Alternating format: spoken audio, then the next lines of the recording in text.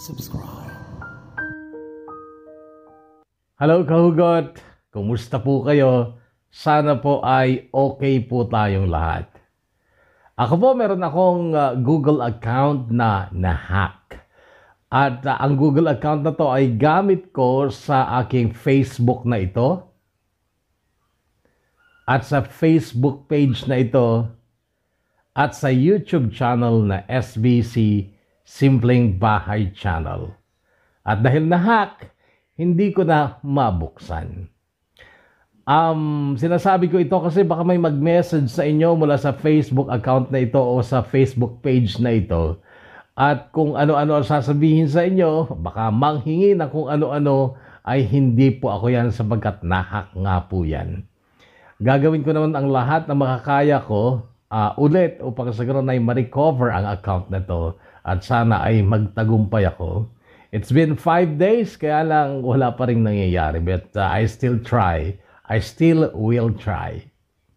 Anyway, welcome po sa DKB, Dear Kuya Bono ng Bono's Love Tube. Kahugot mo sa bawat kwento. At ang tampok nating kwento ngayon ay one of the best. I guarantee that at talagang kumpleto ito. Merong love story, hindi ba wawala yan. Merong drama, merong action. So inyo na pong pakinggan kahugot ang tampok nating kwento na mula sa kahugot nating si River. Nahatid sa inyo ng DKB. Dear Kuya Bono ng Bono's Love Tube, kahugot mo sa bawat kwento.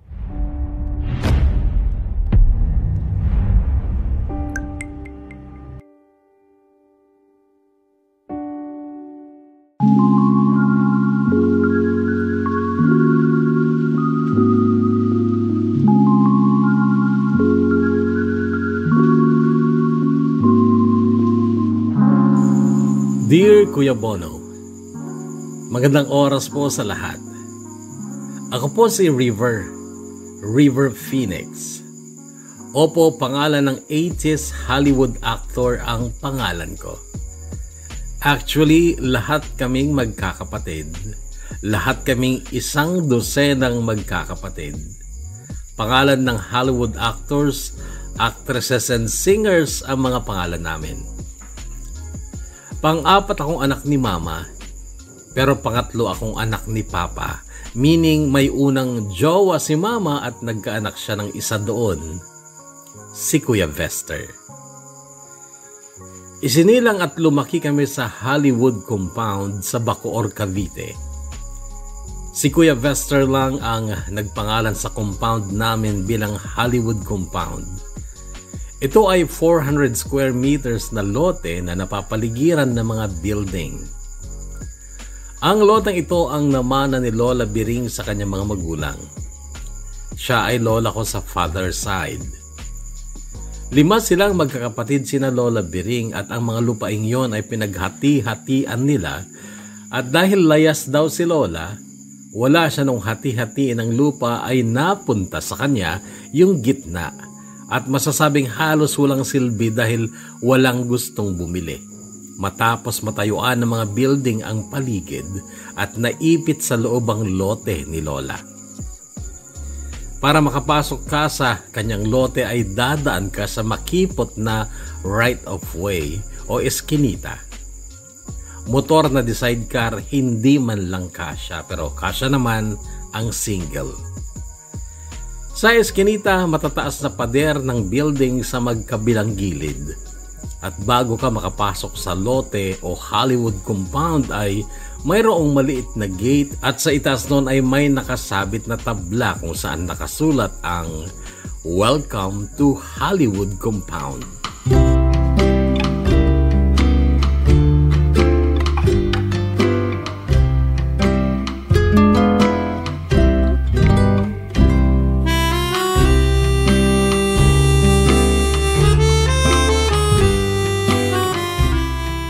Si Mama kasi ay mahilig sa mga Hollywood movies at English songs.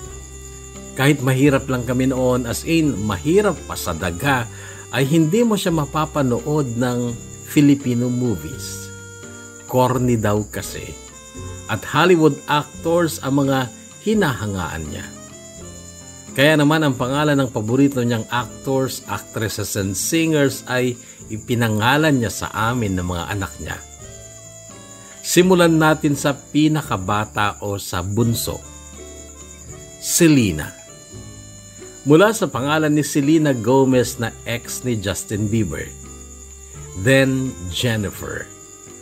Hango sa pangalan ni Jennifer Lawrence ng The Hunger Games. Tapos Taylor Daniel. Mula sa pangalan ng isa sa mga bida sa Twilight movies na si Taylor Daniel Lautner. Christopher. Oy, hindi Agad kang babarahin ni Mama kapag sinabi mong kay Christopher De Leon galing ang pangalang Christopher ng isa naming kapatid. Totoong pangalan ni Chris Hemsworth, yung Christopher, yung gumanap na Thor. Tatalakan ka ng ganito ni Mama. Okay. Next, mula sa pinakabata after si Chris ay si Lindsay. Mula kay Lindsay Lohan na napanood ni Mama sa pelikulang Freaky Friday. Tapos, Joseph Gordon. Mula kay Joseph Gordon-Levitt na isa sa mga bida sa hindi makakalimutang pelikula ni Mama na 500 Days of Summer. Pero dahil masyadong mahaba ang Joseph Gordon ay shinortcut ni Mama ang pangalan ng kapatid ko at naging Jogo na lang ito. Pinag-combine na Joseph at Gordon. Jogo.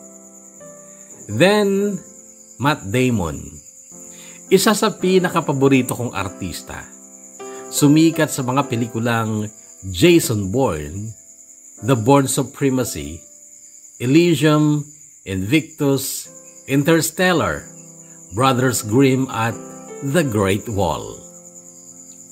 Pangwalo mula sa bunso, Angelina Jolie.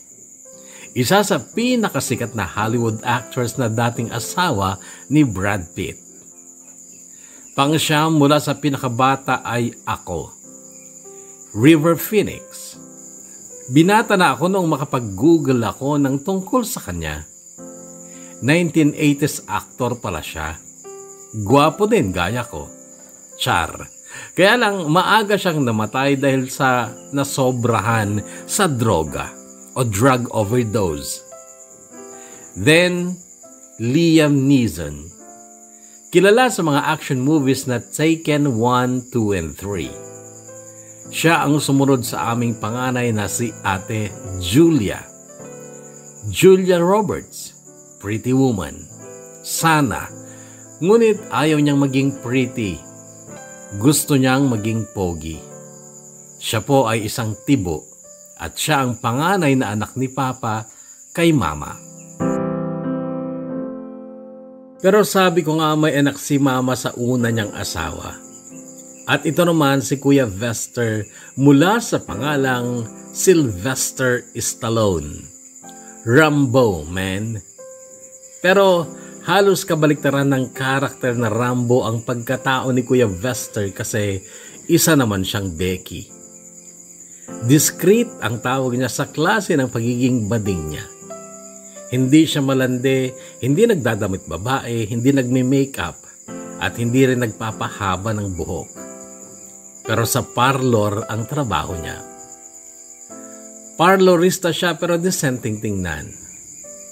At 13 anyos lang daw si Kuya Vester noong mapagtripan niyang ilagay ang karatulang yon sa taas ng gate kung saan nakasulat ang Welcome to Hollywood Compound.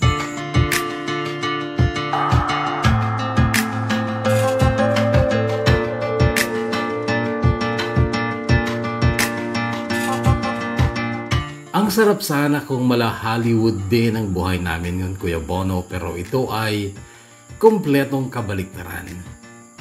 Bata pa ako, driver na si Papa ng jeep na hindi naman sa kanya. Ang bahay namin ay kalahating hollow blocks, kalahating tagpi-tagping tabla at tarpaulin. Noong buhay pa si Lola Biring, inalagaan niya si Kuya Liam. Sa Dasma sila nakatira noon. Si Lola din kasi ay hindi mapirmi ng asawa noon, sabi ni Papa. paiba-iba pero hindi naman ulit siya nagkaanak kaya't dapat ay 3 lang sila papa na magkakapatid. Si Papa ang panganay. Sumunod si Tita Helga na nasa Amerika at bunso si Tito Bricks na namatay naman sa Maynila dahil nabaril ng pulis matapos itong manlaban. Hindi kasi legal ang trabaho ni Tito Bricks noon sa Maynila. Sa side naman ni Mama, siya lang ang nasa Bacoor. Lahat ng 4 na kapatid niya ay nasa Pangasinan at lahat sila ay mahihirap lang din ang buhay. Noong grade 5 ako, Kuya Bono, ay 8 na kaming magkakapatid. Hindi kasama si Kuya Vester kasi maaga siyang naglayas. Pinag-iinitan kasi siya lagi ni Papa noon. Kaya 13 anyos lang si Kuya Vester ay lumayas na siya sa amin. At ang pag-alis niya ay nagdulot sa akin ng pahirap dahil ang dati niyang trabaho na mag-alaga ng mga nakababatang kapatid namin ay napunta sa akin. Naglalabada kasi si Mama noon kaya't kailangan niya ng katulong sa pag-aalaga ng mga kapatid namin. Mahirap kami. Mahirap pa sa daga pero napapalibutan kami ng mga building na pagmamay-ari ng mga kapatid ni Lola. Pero wala naman silang pakialam sa amin. Para silang ibang tao at hindi nga kinikilala ni Papa ng mga aunties at uncles niya ang mga nakapalibot sa amin. Wala silang pakialam sa amin. Pero isang araw nung grade 5 na ako, naglalaro ako ng bola sa harap ng bahay namin nang may marinig akong sumitsit sa akin. Nagpalingalinga ako sa paligid ko hanggang sa may marinig akong mahinang tawa ng babaeng bata. Napatingala ako at nakita ko ang isang batang babaeng nakangiti. Napakaputi niya at medyo singkit. Nasa bintana siya noon ng 3 palapag na building na nasa gawing likod ng bahay namin. Nung una, naisip kong kamag-anak namin siya. Pero noong lumabas si Mama para magsampay ay kinawayan din siya ng bata. Ma, kamag-anak ba natin yan? Hindi. Baka sila yung nakabili ng building. Nagpunta na kasi sa UK ang may-ari niyan, tita ng papa mo. Doon na sila titira kaya binenta yung building na yan. Noon, Kuya Bono, ay nginitian ko na din ang batang babae sa bintana. Tapos pasigaw kong tinanong ang pangalan niya. Alicia! Sagot niya. Wow! Alicia Cuthbert, the girl next door. Narinig kong sabi ni Mama habang nagsasampay. Tsaka saglit na sumulyap sa bata sa bintana. In fairness, bagay sa kanyang pangalan niya. Maganda siya at maputi. Sabi ni Mama. Ikaw, anong name mo? Narinig kong tanong sa akin ni Alicia. River, sagot ko naman.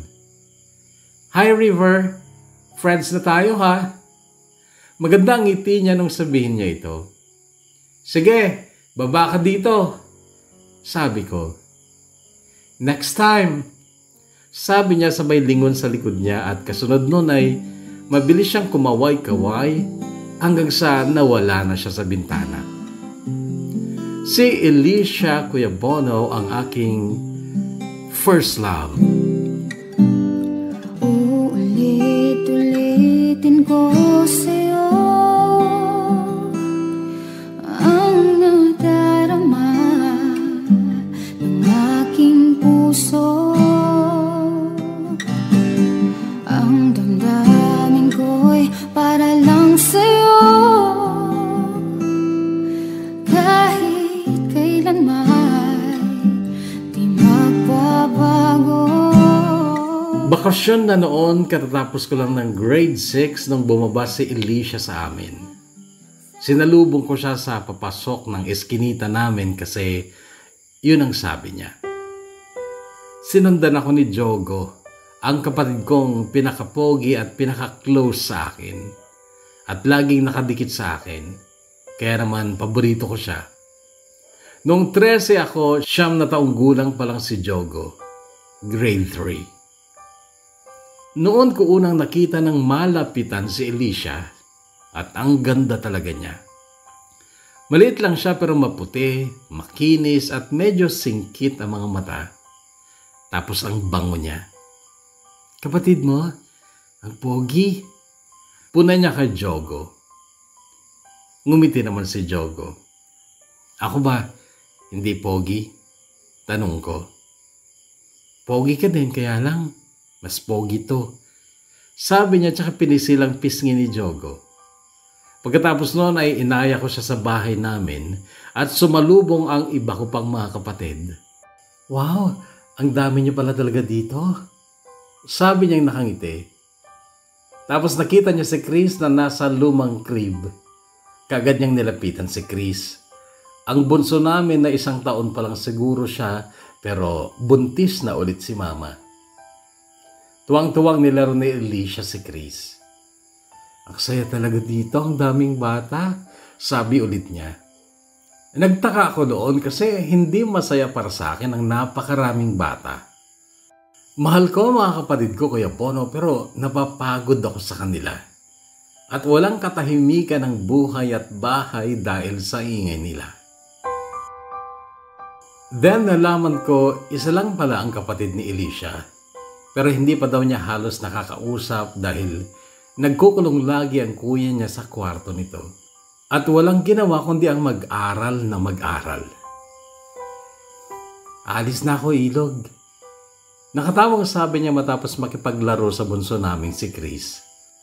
Palayaw ko talaga kasi sa bahay, Ilog. Ang bilis mo namang umalis. Tumakas lang ako eh. Pagagalitan ng mga katulong namin kapag nalaman nila Papa na wala ako sa bahay. Wow, may katulong kayo? Oo, 2. Sige ha, next time na lang ulit, Ilog. Hatid na kita. Sabi ko tsaka ako nakipag-unahan sa kanya sa paglalakad sa eskinita. Sayang wala kayong telepono. Magtatawagan na lang sana tayo. Mahirap lang kami eh. Nakita mo naman yung bahay namin. Okay lang yun, Ilog. Basta lagi kitang tatanawin sa bintana ng kwarto ko. Bakit naman gusto mo ako matanaw lagi, Alicia? Wala lang. Alicia, may boyfriend ka ba? Wala. Paano kung ligawan kita? Sasagutin mo ba ako? Tumigil sa noon sa paghakbang tsaka tiningnan ako mula ulo hanggang paa. Siguro kung magiging malinis ka sa katawan mo, kanina pa kita naaamoy, mabaho ka, Ilog. At saka kailan ka ba huling nag-toothbrush? Madali lang yon. Mula ngayon, lagi na akong maliligo at magsisipilyo. Sige, sagot niya tsaka maling humakbang. Nung nasa dulo na kami ng eskinita ay tumigil siya at ang sabi niya, huwag mo na akong samahan. Maraming kakilala si Papa dito sa labasan eh. Baka magsumbong pa sila kay Papa. Sige, Alicia.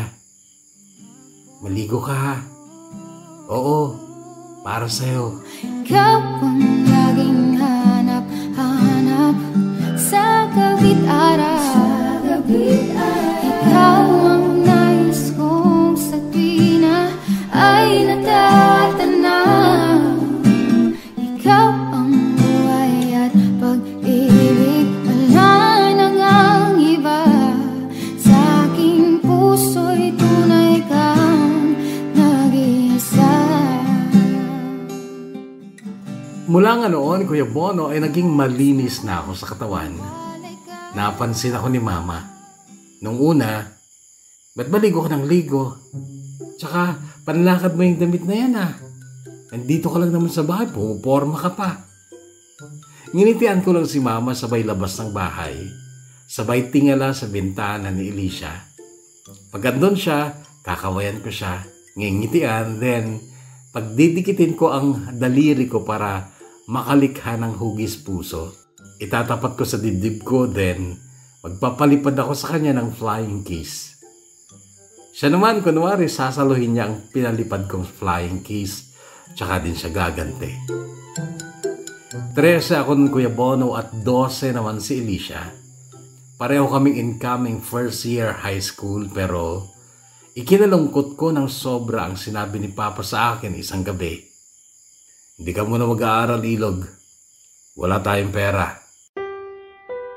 Hindi na ako umangal, Kuya Bono. Pero isang gabi ay nasilip ko sila ni Ate Julia sa barong-barong ni Ate Julia, ang panganay naming tomboy. Nagtayo kasi siya ng barong-barong sa compound namin. May kinakasama na siyang babae noon, si Ate Nicole, na dating pokpok sa beer house. Nasilip ko sila nung gabing yon. Tumitira sila ng shabu, silang tatlo. Hindi ko first time makakita ng ganon. Muntik ko pa nga masubukan nun eh. Kasama ko ang kaibigan kong si Randy. Sinama niya ako sa bahay nila at nadatnan namin ang kuya niyang tumitira ng ganon. Pahihipakin pa ako noon eh, tumanggi lang ako. Pero noon ko nalaman kung ano yun. Sagot ni Randy sa akin nung tanungin ko kung bakit naggaganon ng kuya niya. Gwardiya kasi yun, boy. Magdamag ang duty niya kaya para di siya antukin, tumitira siya. Naisip ko din noon si Papa at si Ate Julia. Namamasada sila hanggang madaling araw. Si Papa ang driver, si Ate Julia ang konduktor. Drugs yun, boy, di ba? At saka mahal siguro yun. Tanong ko pa noon kay Randy, "Oh boy, mahal yun na." "Magkano, boy?" "Ewan ko. Basta ang alam ko, mahal yun kasi nauubos ang pera ni kuya sa ganun eh. Lagi siyang pinapagalitan ni nanay kasi di man na siya nakakapagbigay ng panggastos sa bahay. Lahat daw napupunta sa bisyo." Ito ang dahilan, Kuya Bono, kung bakit nagtampo ako kay Papa noon. Gustong-gusto ko kasing mag-aral. Gusto kong hindi ako maging alangan kay Alicia. Kaya lang sabi ni Papa, wala daw pera. Yun ba ang wala? May pambili siya ng bawal na gamot. Pero pambaon ko lang sana na barya-barya lang naman, wala.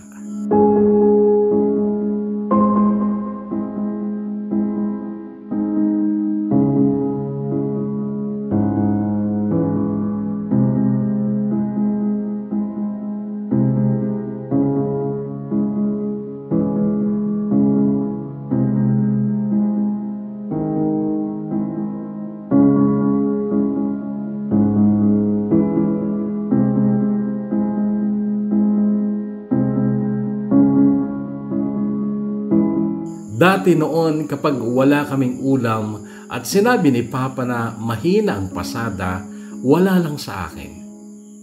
Kapag hihingi kami ng pera sa kanya, pambili lang ng sitsirya at sinabi niyang wala, okay lang. Pero nung malaman kong nagbibisyo sila, sumasama ang loob ko pag toyo at mantika lang ang binabahog namin sa kanin, makaraos lang sa gutom. Si Papa lahat ang sinisi ko kung bakit inggit na inggit ako nung unang araw sana ng pasukan sa high school. Nakita ko sa labasan ng mga kaibigan ko, naglalakad sila, papasok ng eskwela.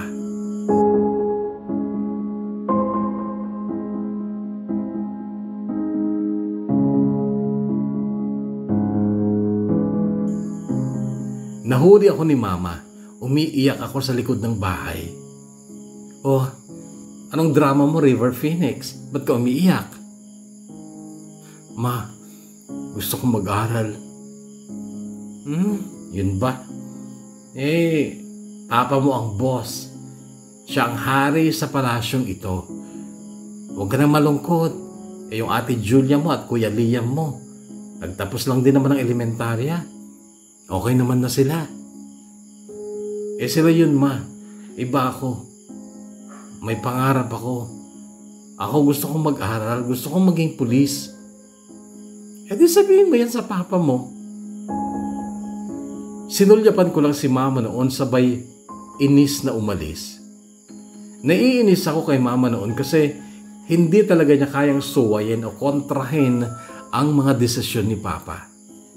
Palibhasa, takot na takot rin si Mama kay Papa kasi madalas ay sinasaktan siya ni Papa kahit nakaharap kami. Sinasampal, tinatadyakan. Pero wala siyang magawa kasi marami siyang anak. Hindi siya pwedeng maglayas kasi marami siyang maiiwan o kaya marami siyang bibit-bitin. Kaya naman kahit mali na, pag sinabi ni Papa, okay na din sa kanya.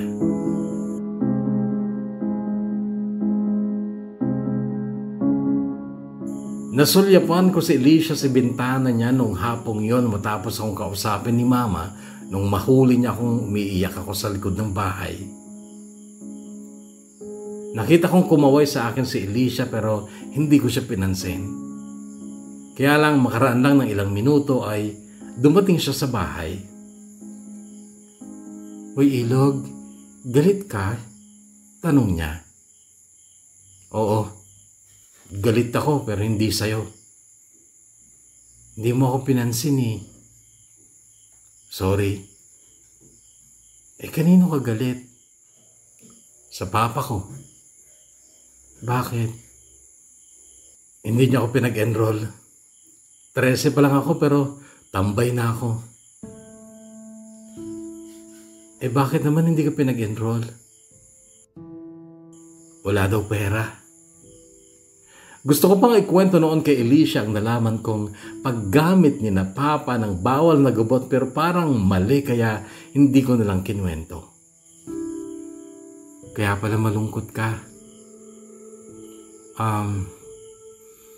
Paano ba kita mapapasaya, Ilog?"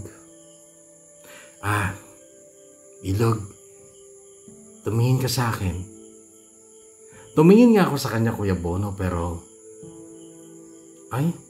mag-toothbrush ka muna. "Bakit ba?" "Basta, ayoko. Nag-toothbrush na ako kaninang umaga eh." "Sige na. Kasi alam mo, Ilog, sasagutin kita ngayon." Noon ay napalingon ako sa maganda at makinis na mukha ni Alicia. At syempre, pag sinagot kita, hahalikan mo ako, di ba? Pero hindi ako magpapahalik sa'yo pag di ka nag-toothbrush. Sabi niya.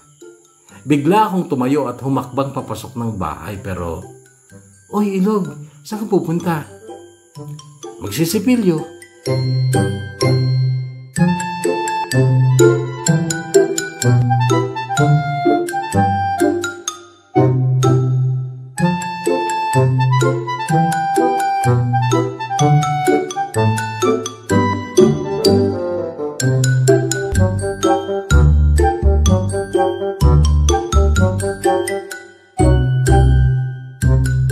Masaya na din ako noon, Kuya Bono, kahit papano dahil kay Alicia. At kapag titingala ako, makikita ko ang langit kapag andun siya sa bintana niya. Kung minsan, tatawagin ako ni Jogo, "Kuya, andun si Ate Alicia sa bintana." Kapag gano'n ay magmamadali naman akong lalabas at makikipagkawayan at ngitian kay Alicia, magpapalitan ng flying kiss. Madalas kasi hindi kami nag-uusap. Maririnig daw siya sa kanila. Kailangan kasi niyang lakasan ang boses niya para magkarinigan kami. Kaya nagkakasya na lang kami sa ngitian, kawayan, senyasan ng I love you, tsaka palitan ng flying kiss. Inggit na inggit sa akin si Randy noon, Kuya Bono. Pero siya kasi marami nang naging girlfriend kaya binigyan niya ako ng mga tips para daw magtagal sa akin si Alicia. "Dapat, boy, sa mansari nyo, may regalo ka sa kanya." "Anong ireregalo ko dun? Wala naman akong kapera-pera." "Madali lang yan. Punta ka mamayang gabi sa parlor ni Diwata. Paglabas mo, may pera ka na." "Uy, gago. Ayoko nun." Basta gumawa ka lang ng isang bagay na makapagpaligaya sa kanya. Di ba marunong ka mag-drawing at mag-lettering? Gawa ka ng card, ganun." "Sige, yun na lang." Kaya lang parang hindi sapat ang card lang nagawa ko, kaya naging abala ang isip ko noon sa pag-iisip kung anong gagawin ko para mapasaya ko si Alicia sa anniversary o mansari namin. Hanggang sa isang araw ay nadaan ako sa eskinita, papasok kina Randy at may mga binatang nagpipinta sa pader. Parang murals ba? Mga hip-hop drawings. Bigla akong may naisip, kaya nilapitan ko yung isa, pinsan ni Randy. Kuya, pag may natira kang pintura, pwede akin na lang. Sige, pero tumulong ka muna, sabi niya. Tinuruan niya ako ng gagawin, sinunod ko. Kaya lang, kulay puti at red lang ang natirang pinturang inuwi ko. Noong dumating ang mansari namin ni Alicia, umakyat ako sa bubong ng bahay namin. Doon ay gumuhit ako ng malaking puso sa bubong. Red na pintura ang ginamit ko. Tapos sa gitna ng puso, nilettering ko ang pangalan ni Alicia gamit ang kulay puting pintura. Binubulyawan ako ni Mama noon kasi natutulog pa siya at nakakalikha kasi ng ingay ang mga paa ko sa yero ng bubong. Mag-aalas 6 pa lang kasi noon ng umaga. Pero hindi ko pinansin si Mama. Ang mahalaga sa akin ay makita yon ni Alicia paggising niya, pagtanaw niya ng kanyang bintana. Ikaw ang laging hanap-hanap sa gawit araw. Ikaw ang nais ko sa tuwina ay natatanaw. Ikaw ang buhay at pag-ibig, wala nang ang iba. Sa aking puso'y tunay kang nag-iisa. Nagawa ko magtagal sa compound, Kuya Bono, ng mahigit 1 taong tambay. O not really tambay kasi babysitter pala ako. Kami ni Jogo. Maasahan ko na rin kasi si Jogo noon na magbantay sa bunso namin kapag wala siyang pasok sa eskwela o kapag ayaw niyang pumasok kasi wala siyang baon. Ako lang kasi ang available dahil si Ate Julia kasama ni Papa sa pamamasada. Si Kuya Liam naman ay pasulput-sulput lang sa bahay. 18 months lang ang tanda sa akin ni Kuya Liam, Kuya Bono, pero malaya siyang nagagawa ang gusto niya. Uuwi kung gusto niya, pero nakakapag-abot ng pera kay Mama. Kung minsan, tuwang-tuwa si Mama dahil mas malaki pa raw ang naiaabot ni Kuya Liam kaysa kay Papa. Iba ang kutob ko noon sa gawain ni Kuya Liam pero hindi ako nagtanong at hindi rin ako nakialam kasi sa lahat ng kapatid ko, sila ni Ate Julia ang hindi ko ka-vibes. Mayabang si Kuya Liam. Hindi ko mabilang ang pambubuli niya sa akin noon. Bugbog sarado pa ako kung minsan tapos aalis siya. Mawawala ng matagal at saka lang lilitaw kapag hindi nagalit sa kanya si Papa. Pero kapag wala ng pera si Mama, wala na ulit kami halos makain. Pag nagkakasakit ang mga kapatid ko, paracetamol at Vicks lang ang kayang bilhin ni Mama. Nag-birthday nga ako ng April kahit pansit canton, wala. 14 na ako noon at ang pagpasok ng pagka-14 ko ay naging masyadong mapagbiro para sa akin. Minalas agad ako. Akala ko 30 ng malas pero hindi pala. Una, biglang bumaba si Alicia. Bakasyon pa rin noon, buwan nga ng April. Inaya niya ako sa likod ng bahay namin at niyakap niya ako bigla. Niyakap ko din siyempre pero napansin kong malungkot ang mukha niya. Bakit? Tanong ko. Lilipat na kami. Tapos na kasi yung pinagawa ni Papa ng bahay sa Princeton Heights. Noon, Kuya Bono, ay bigla akong nalungkot. May miss kita, Ilog. Alicia, pwede ba kitang puntahan doon? Mahirap, Ilog. Kasi may mga gwardiya sa gate. Kapag may bisita kami, tatawag muna mga gwardiya kay Papa o kaya kay Mama. Paano din? Para tayo magkikita.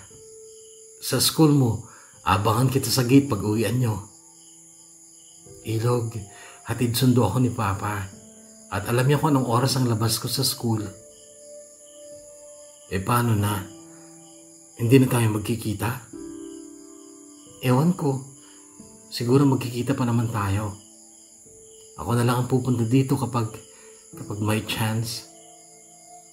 Noon, Kuya Bono, ay niyakap ko na lang si Alicia. At kayakap ko siya noong sambitin niya ang mga salitang ito. Kahit magkalayo na tayo, kahit hindi na tayo nagkakatanawan araw-araw, tandaan mo, Ilog, ikaw lang mahal ko. Pagkatapos ng sabihin to ay kumalas siya sa pagkakayakap sa akin, tsaka siya tumitig sa mga mata ko. Gusto ko na mangako ka, Ilog. Hindi ka magmamahal ng iba. Ako lang mamahalin mo. Pangako, Alicia. Ikaw lang. Di ko nais na mawalay ka kahit sandali sa aking piling. Kahit buksan pa ang dibdib ko,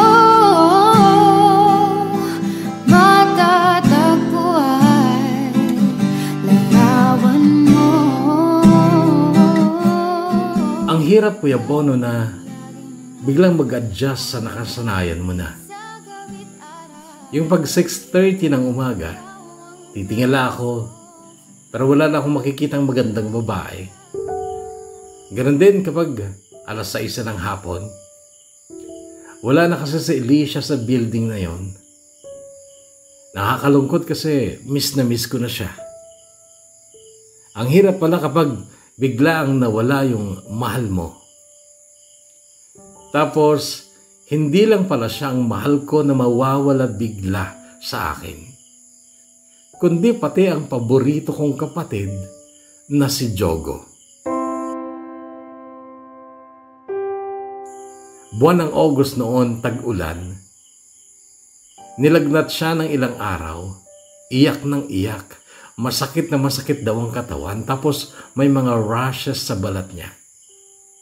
Awang-awa ako kay Jogo noon, Kuya Bono, pero wala akong magawa.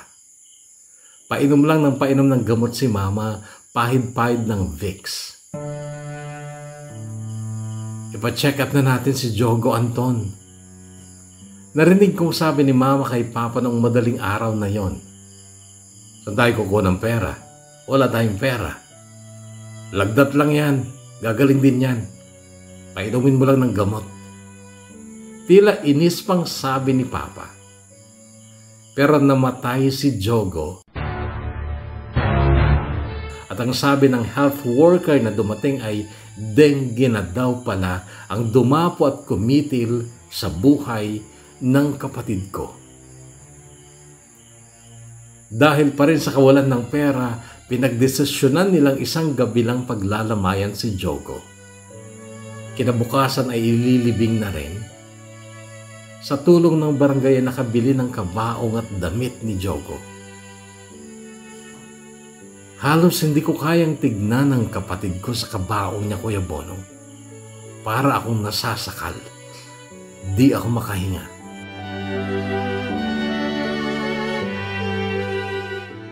Dumating ang ilang kapatid ni Mama na taga Pangasinan. Kabilang doon si Tito Arman na nung gabing yon ay nagpabili ng 5 case ng Red Horse. Kumuha kami ni Randy ng tig-isang bote namin tsaka namin ininom sa likod ng bahay. Mabilis ang inom. Nung una parang di ko kaya ang lasa pero kinaya ko kasi gusto kong malasing sana. Gusto kong mabawasan yung sakit sa dibdib ko dahil sa pagkakalayo namin ni Alicia at ang pagkawala ng paborito kong kapatid. Kuha pa tayo, boy, sabi ni Randy. Sige, kumuha ka, sabi ko. Kumuha nga siya at nakakalahati na namin ang laman ng mga bote namin nang makita kami ni Ate Julia. Galit siyang lumapit sa amin at dinagukan kami. Tumakbo kami papunta sa harap ng bahay. Maraming tao noon. Medyo hilo na ako noon at parang ang lakas ng loob ko, Kuya Bono. Si Randy naman tawa ng tawa. Nakikitawa din lang ako pero noong masulyapan ko ang kabaong ni Jogo sa loob ng bahay, bigla akong naiyak. Sabay dahan-dahang pumasok sa loob. Parang kaya ko nang tingnan ng kapatid ko sa kanyang kabaong. Sina Mama at Papa ang nasa tabi ng kabaong ni Jogo noon at napansin ko si Papa umiiyak. Sa halip na maawa ko sa kanya ay kumulo pa ang dugo ko. Ba't ka umiyak, Papa? Malakas kong tanong. Parang nagulat siyang napalingon sa akin, pati si Mama. Paiyak-iyak ka pa, Papa eh. Kasalanan mo naman yan. Kung sana pumayag kang maipa-check up si Jogo, baka buhay pa siya ngayon. Kung wala lang sigurong ibang tao sa loob ng bahay noon, Kuya Bono, ay baka naupakan na ako ni Papa. Pero nanatili siya sa upuan niya. Si Mama ang umawat sa akin. Doon ka na lang sa labas, Ilog. Huwag kang maingay dito. Hindi. Masama ang loob ko, Mama. Matagal nang masama ang loob ko kay Papa. Oo, ama kita, Papa. Ama kita pero putang ina mo. Wala kang silbi. Ilog, sumusobra ka na. Umalis ka na dito. Bulyaw sa akin ni Mama pero hindi ko siya pinansin. Sabi ni Mama, ipa-check up nyo si Jogo. Ang sagot mo, wala kang pera. Putang ina, may pambili ka ng shabu. Wala kang pampagamot sa anak mo. Putang ina ka, wala kang silbing ama. Nagawa ko pa itong isigaw kay Papa habang umiiyak ako pero kasunod nun ay naramdaman ko ang paghila ng tao sa likod ko. Kasunod nun ay binugbog na ako ni na Kuya Liam at Ate Julia. Tumba ako. Pero mabuti na lang at maagap na umawat ang mga tanod. Kaya hindi na nadagdagan ng mga pasa at galos sa katawan ko.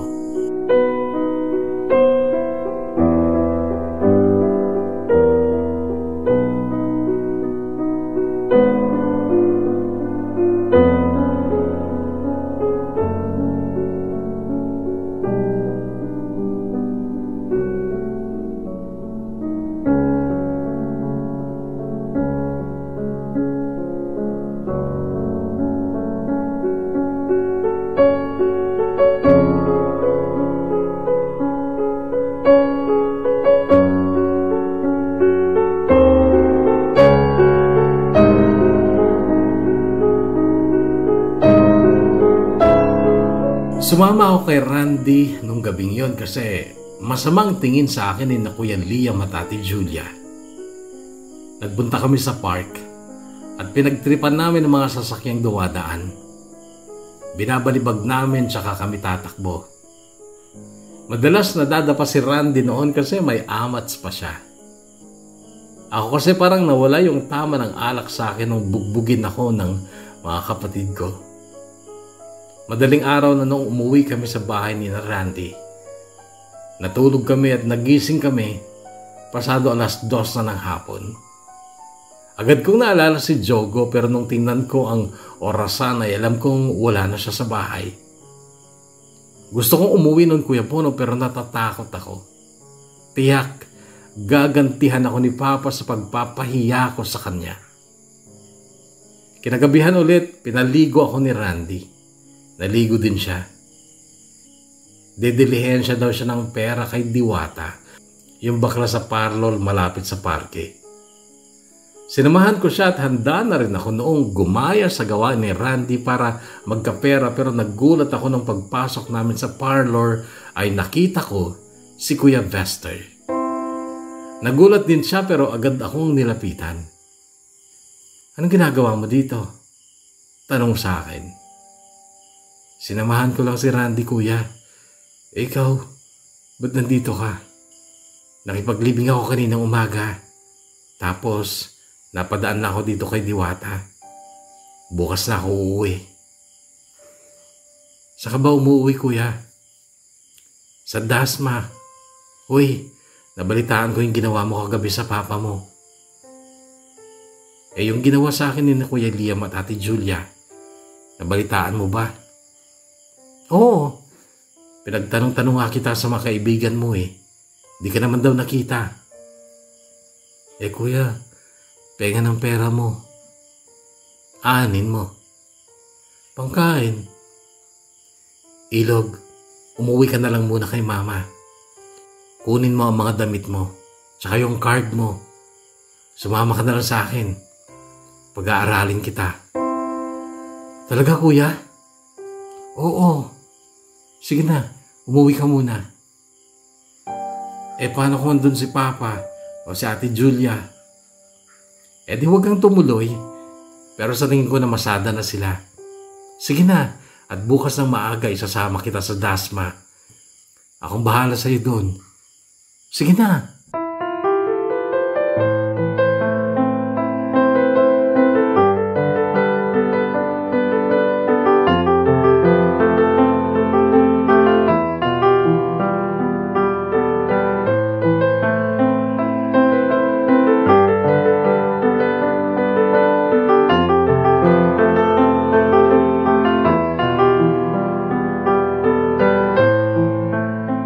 Umuwi nga ako noon, Kuya Bono, pero tulog si Mama at mga kapatid ko. Tapos nakita ko yung higaan namin ni Jogo. Bakante. Biglang tumulo ulit ang luha ko, Kuya Bono, kasi namiss ko kaagad ang kapatid ko. Wala sina Papa at Ate Julia, pati si Kuya Liam. Pero nakita ko ni Ate Nicole nung paalis na ako. Dala ang mga damit ko. Nasa pinto siya noon ang barong-barong nila ni Ate Julia. Nakita lang niya ako. Masama ang titig sa akin pero hindi naman ako pinansin. Sumama ako kay Kuya Vester, Kuya Bono sa Dasmariñas. Isa po itong syudad na nasasakupan pa rin ng Cavite. Naging chimoy ako ni Kuya Vester sa inuupahan niyang kwarto nung una. Tagaluto, tagalinis, tagapalengke, tagalaba. Lahat. Pero pagkatapos naman ang lahat ng gawain ko ay manunood na lang ako ng TV hanggang sa dumating na ulit siya. Tapos naging kaibigan ko na rin mga binatilyo sa kapitbahay. Lalo na sina Marky at Gio. In-enroll na din ako ni Kuya Vester noon sa DNNH Annex o Dasmariñas North National High School Annex. First year pa lang ako noon, 14, kaya hindi naman halatang naghinto ako ng isang taon. Ang daming magaganda naming kaklase, Kuya Bono, pero may syota na ako noon. Si Alicia, at umaasa pa rin ako noon na magkikita pa kami. Isa pa, binalaan ako ni Kuya Vester na kapag nalaman niyang may girlfriend na ako, patitigilan niya ako ng pag-aaral at pauuwiin niya ako sa amin. Kaya naman yung mga crush ko dumaan lang. Lumipas na walang nangyari. Si Jessica nung first year ako, sina Angelique at Venice noong second year ako, si Lady Lee nung third year, pero si Monique nung fourth year na ako, hindi ko na nakayanang palagpasin, lalo na nung malaman kong gusto din niya ako. Niligawan ko nga si Monique, Kuya Bono, kahit na mahal ko pa ang first love kong si Alicia. Pero noon ay may sungay na ako laban kay Kuya Vester kasi graduating na ako sa high school. Inisip ko na mauunawaan na ako ni Kuya Vester kung bakit di ko na naiwasang ma-in love kasi binata na ako. Sinagot ako ni Monique ng Valentine's Day.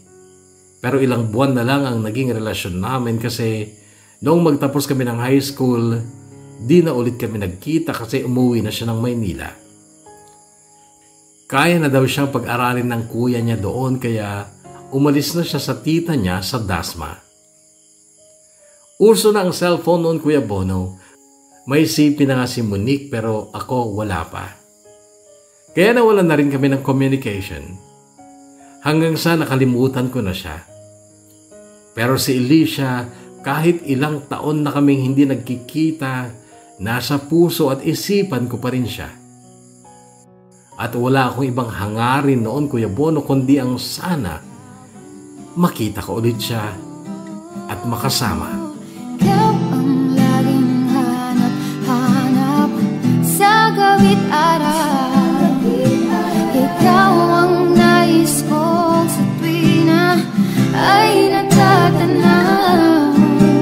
Ikaw ang buhay at pag-ibig, wala nang ang iba. Sa aking puso'y tunay kang nag-iisa. Noong 17th birthday ko, ang daming handa. Handa ni Kuya Vester para sa akin. May sarili na kasi siyang parlor noon, malakas ng kumita. Ako naman, nung bakasyon na yon ay pumasok akong kargador sa palengke pag madaling araw para may sarili akong pera. Si Kuya Martin na kapitbahay namin ang nagpasok sa akin. Na-enjoy ko ang trabaho yun, Kuya Bono, kasi nagkalaman ng mga muscles ko sa loob lang ng 2 buwang pagbubuhat ng mabibigat. Nagkapera pa ako. In-enroll ako ni Kuya Vester sa NCST ng kursong criminology. Gaya pa rin ng dati, andun yung kanyang banta na kapag hindi ako nagseryoso sa pag-aaral, kapag nalaman niyang may girlfriend na ako, pahihintuin niya ako. Seryoso naman ang pag-aaral ko, Kuya Bono, hindi lang dahil sa takot ako kay Kuya Vester, kundi dahil nga sa pangarap ko talagang maging pulis. Nanligaw ako nung unang buwan pa lang ng klase. Nakilala ko si Bianca, taga business department siya. Maganda si Bianca, Kuya Bono, at athlete siya, volleyball. Second year na siya noon pero maliit siya. Mahilig kasi ako sa maliliit na babae, Kuya Bono, pero hindi naman yung punggok, kundi cute lang, gaya ni Alicia. Oo, si Alicia na siyang dahilan kung bakit hindi natuloy ang panliligaw ko kay Bianca. Kasi noong sumapit ang foundation day namin, nakita ko si Alicia sa loob ng school namin. Pero halatang hindi sila sa NCST nag-aaral kasi naka-green sila ng pantalon at puting blouse. Uniform yon ng DLSU Dasma. Tumakbo ako noon para humabol sa kanya, tapos napalingon siya sa akin noong malapit na ako sa kanila. Tapos parang slow motion, Kuya Bono, nagkatitigan kami. Ako medyo hingal at siya medyo nanlaki ang mga may pagkasingkit niyang mata. Then lumapit ako sa kanya. Hindi naghihiwalay ang pagkakatitig ng mga mata namin hanggang sa noong halos magkadikit na kami. Walang sali-salita, Kuya Bono, niyakap ko siya. At yumakap din siya sa akin.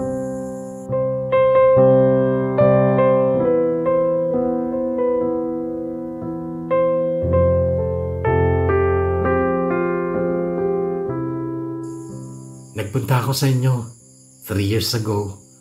Wala ka na daw doon, sabi ng mama mo. Oo, kasi andito na ako. Naikwento niya sa akin ang nangyari.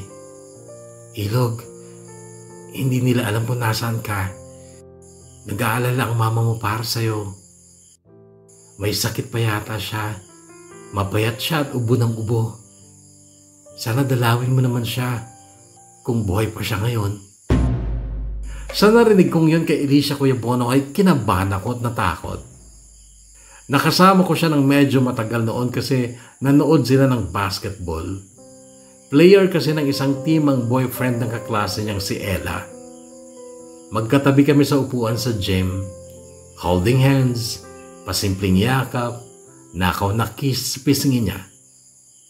Then nagkakuhanan kami ng number. May CP na rin naman ako noon, Kuya Bono, kaya nagkaroon na kami ng communication ulit ni Alicia. At naging inspirasyon ko siya, Kuya Bono, sa aking pag-aaral.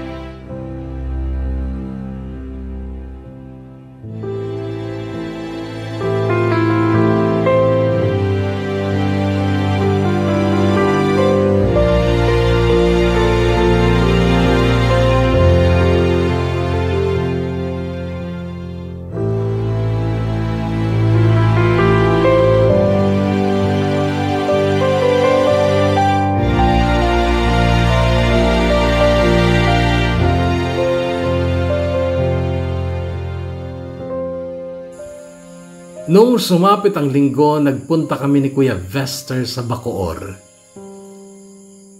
Sobra din kasi nag-alala si Kuya Vester kay Mama. Matapos kong ikwento sa kanya ang kwento sa akin ni Alicia. Napakalapit lang ng Bacoor, Kuya Bono, pero tumagal talaga ng 5 taon bago naming nagawang umuwi ni Kuya Vester para dalawin si Mama. May takot sa puso ko noon kasi baka wala na siya. Pero pagdating namin ni Kuya Vester sa bahay, ako pala ang muntikan ng mamatay. Nadatnan namin si Papa, binubugbog niya si Mama at ang nakababata kong kapatid na si Matt na noon ay 15 anyos na. Agad kaming umawat ni Kuya Vester pero pinagsasapak at pinagmumumura kami ni Papa. Nanlaban ako kay Papa nung makita kong bumulagtas si Kuya Vester. Nasuntok ko si Papa pero nakadama ako ng palo ng matigas na bagay sa likod ko. Kasunod sa ulo ko. Then nagdilim na ang paningin ko.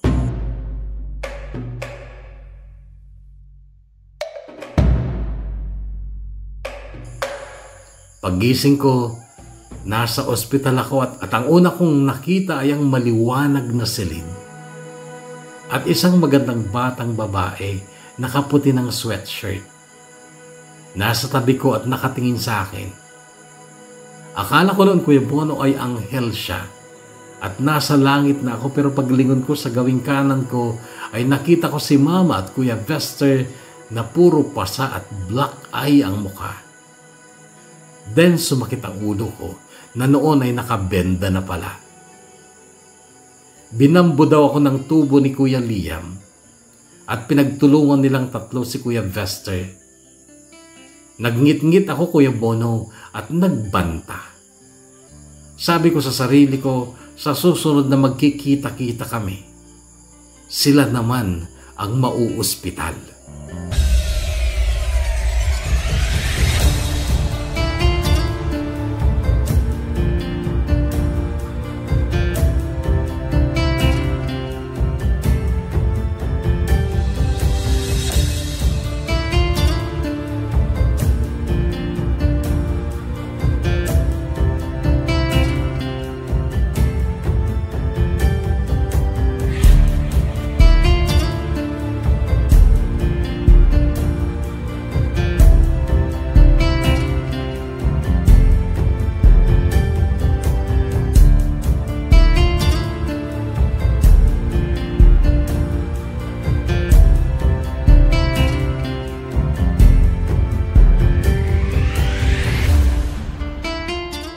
Pinagbuti ko ang mga martial arts subject ko.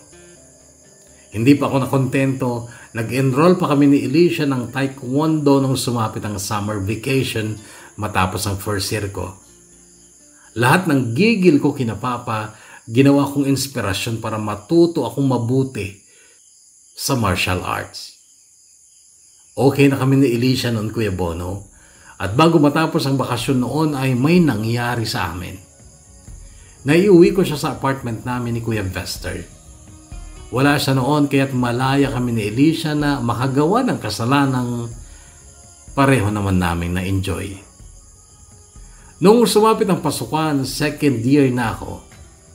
Isang araw na kabababa ko pa lang ng jeep papasok sa eskinita sa pagitan ng lumang bodega at bagong bodega, ay may nakita akong binatilyong binubugbog ng 3 binata. Napansin kong pareho kami ng uniform ng binatilyong yon. Kay schoolmate ko siya kaya nagpa siya kung awatin ng mga bumubugbog sa kanya. Pero ako ang binalingan nila. Lumaban ako pero kargado ng balisong yung isa. Hinila ko na lang noon ng binatilyo. Takbo na tayo, sabi niya. Tumakbo nga kami hanggang sa labasan kung saan marami ng tao. Sama ko muna sa bahay. Sabi niya nung kampante na kami sa paglalakad sa sidewalk. Tsaka na lang, marami pa akong gagawin eh. Sige, schoolmate naman tayo eh. Magkikita pa tayo sa school, sabi niya. Oo naman, River pala tol. Joseph tol. Pakilala niya sabay abot ng palad niya. Joseph. Agad ko naalala ang kapatid kong si Jogo. Ang kapatid kong pinagdamutan ni Papa ng karapatang mabuhay pa. Joseph Gordon kasi ang pangalan ni Jogo. Para tol, dito na ako. Sabi niya nung makarating kami sa kanto. Doon lang sa amin makikita mo doon yung kulay itim na gate tsaka may number 222 na silver. Just in case lang na gusto mong lumibot sa bahay. Sige tol, pag may time. Sagot ko. Gwapo si Joseph Kuya Bono. Maputi at halatang may kaya. Medyo maliit nga lang siya kaya siguro hindi na siya nanlaban kanina. Well, si Joseph ay kaibigan ko hanggang ngayon Kuya Bono. Best of friends kami until now.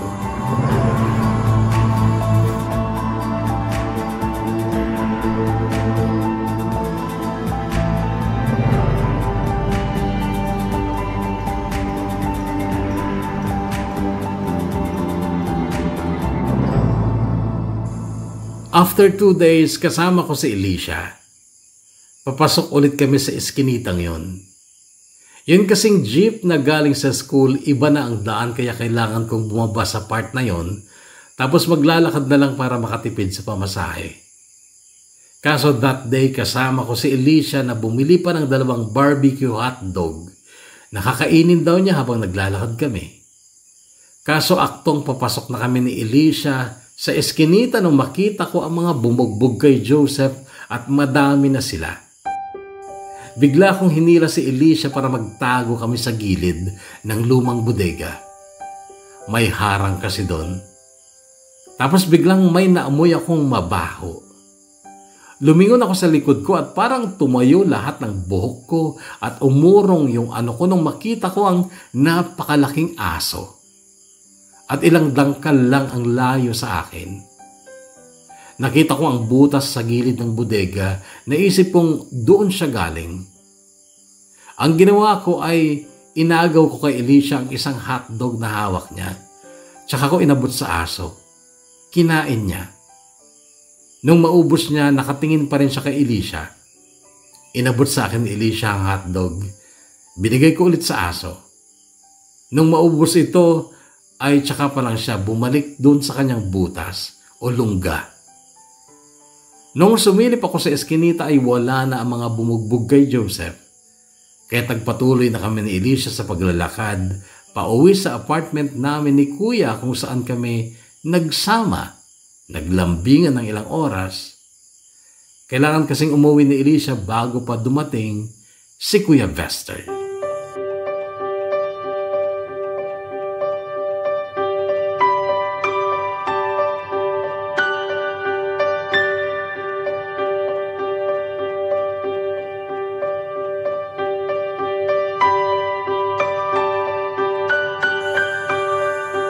Kinabukasan, kabado ulit ako nang papasok ako sa eskinita ng bodega. Wala kasing ibang daang malapit Kuya Bono, tanging yun lang ang shortcut. Pero papasok pala ako ay nakita ko doon ang aso na ayon kay Alicia na mahilig sa mga aso ay Bull Mastiff daw ang lahi o breed. Malaking aso talaga siya at ayon pa kay Alicia ay baka naiwala lang ito ng may-ari o baka naglayas. Naisipan kong bigyan ulit siya ng pagkain kaya't bumili ako ng isang hotdog na inihaw. Nagtaka pa noon ang nag-iihaw kasi hindi pa gaanong luto ay kinuha ko na. Nung nasa tapat na ako ng aso ay humakbang ito palapit sa akin.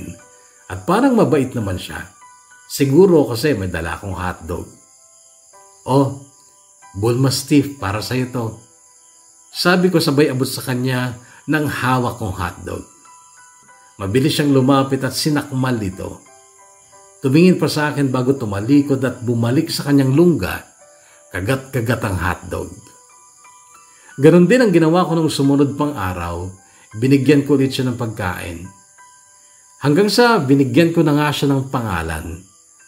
Masyadong mahaba ang Bull Mastiff na pangalan niya kaya't shinortcut ko. Bull. Bulbul.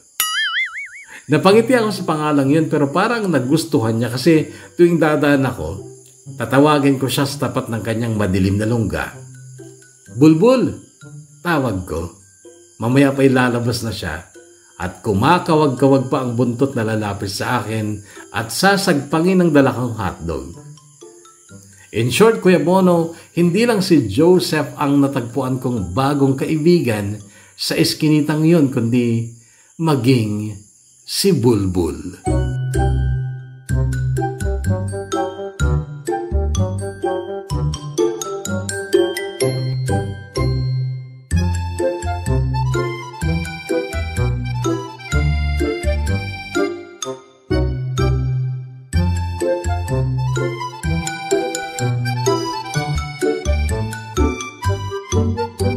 Isang hapon, si Joseph ang kasama kong umuwi galing ng school.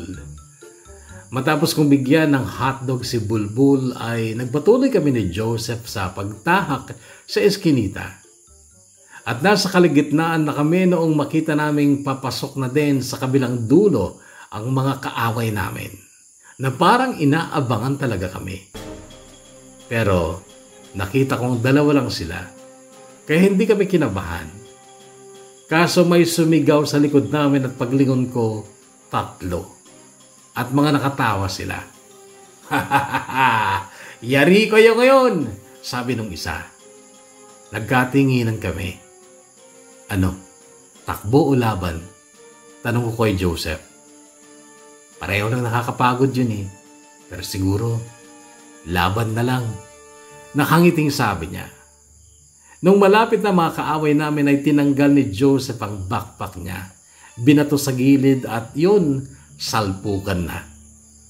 Nasa kasuntukan ko ang atensyon ko syempre pero sa gilid ng mga mata ko ay nakikita kong nagtutumbaan ng mga kaaway ni Joseph. Noong mapatumba ko rin ang isa ay nagkaroon ako ng sandaling pagkakataon na mapanood si Joseph.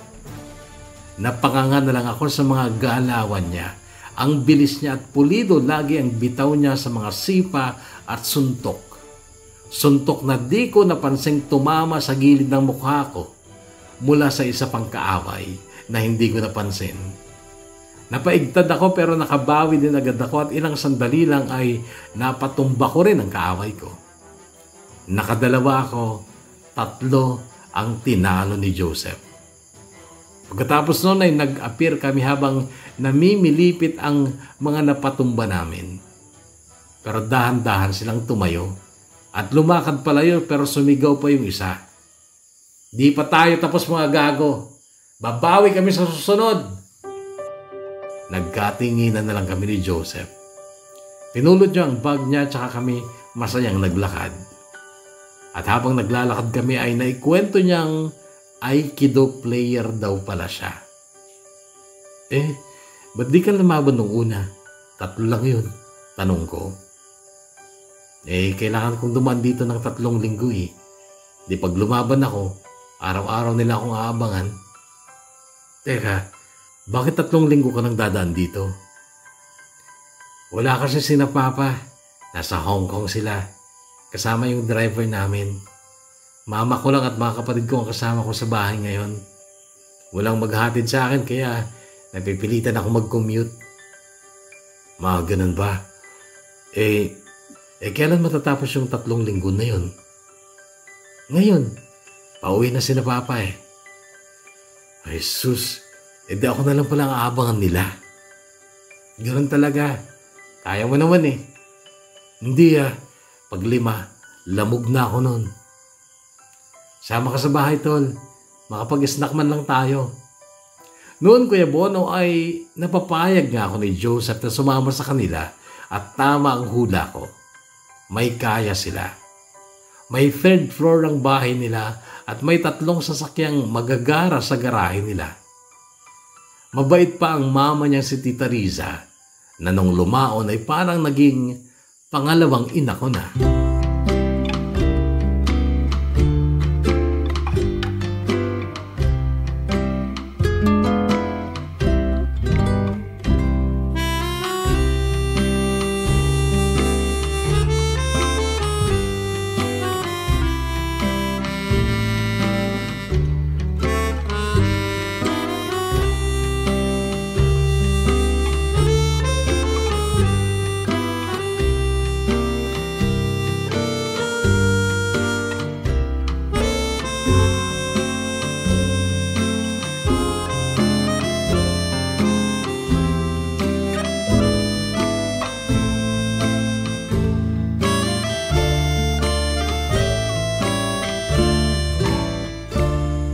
Nahuli kami ni Kuya Vester. Kasama ko si Alicia sa apartment noon. Nasa kwarto kami nang bigla kong marinig ang boses ni Kuya Vester. Sabay kalabog sa pinto ng kwarto ko. Hindi ko alam ang gagawin ko noon, Kuya Bono. Balak kong itago si Alicia pero narinig kong nagsalita si Kuya Vester. Ilog, alam kong may kasama kang babae dyan dahil may sapatos ng babae sa baba. Lumabas kayo dyan, kundi wawasakin ko itong pinto.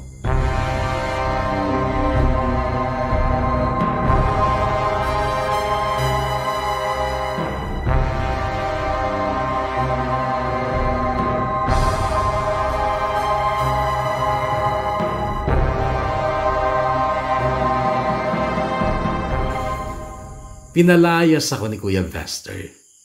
Noon ko siya nasubukan. May isang salita pala siya. Ilang beses kasi niya ako sinabihan noon pa na hindi ako pwedeng mag-girlfriend habang nag-aaral pa ako. Pero sa harap mismo ni Alicia ay pinalayas niya ako. Galit na galit. Lumayas naman ako at dadalhin sana ako ni Alicia sa apartment ni Jay, yung boyfriend ng kaibigan niyang si Ella, pero biglang nag-text si Joseph. Tol, mag-jogging tayo bukas? Tanong niya. Tol, pas muna ako. Kasama ko si Alicia ngayon eh. Pupunta kami sa Santa Cruz. Doon muna ako titira kasi pinalayas ako ni Kuya Vester. Ah? Pinalayas ka? Bakit? Nahuli kami ni Alicia eh. Ganun ba? Tol, dito ka na lang sa bahay. Tol, nakakahiya. Hindi yan, Tol. Sige na, dito ka na lang. Noon, Kuya Bono, ay kinausap ko si Alicia. Then, pinasakay ko siya pauwi sa kanila. Tapos nag-text ulit si Joseph. Sinabi ko na kay Mama, Tol. Dito ka na lang daw. Sige, Tol. Pupunta na ako dyan.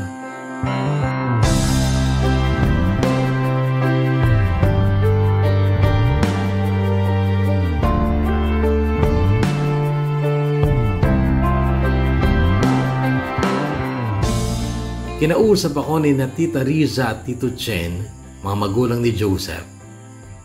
Pwede nga daw ako sa kanila pero tutulong-tulong na lang daw ako sa mga gawain sa bahay nila, lalo na sa garden nila at sa garahe, pagka-car wash ng mga sasakyan. At kapag may iuto sa akin, kapalit daw ng pagtira ko sa kanila at pagpapaaral nila sa akin. Masaya ako sa mga ayon, Kuya Bono, kaya doon nga ako tumira sa kanila ng ilang araw.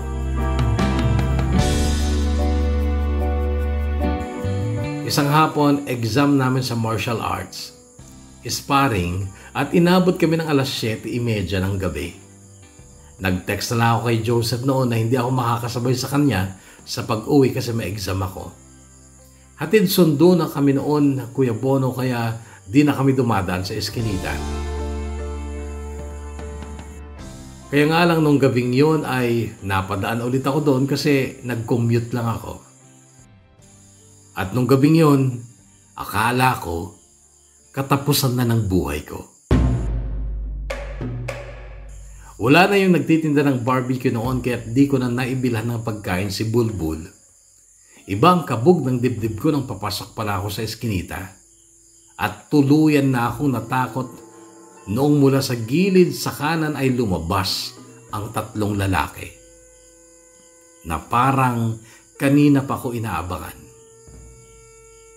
Sige, kaya ko to. Sabi ko kaso biglang may nag-ingay sa likod ko at paglingon ko, 2 lalaki ulit ang nakita ko.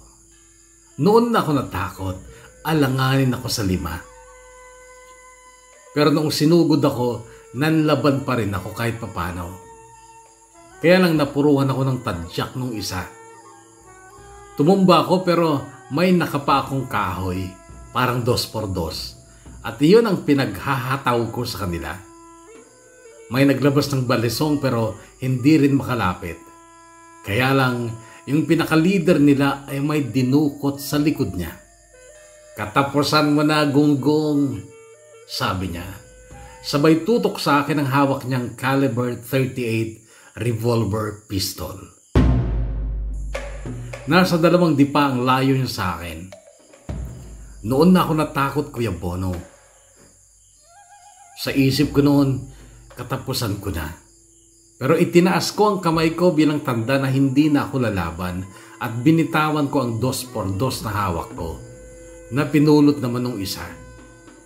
Say goodbye to the world, Gonggong, sabi ng may hawak ng baril. Pero ikinagulat ko ang biglang pagdaluhong ng isang aso sa kanya. Nilundag siya at sinakmal ang braso niyang may hawak na baril, si Bulbul.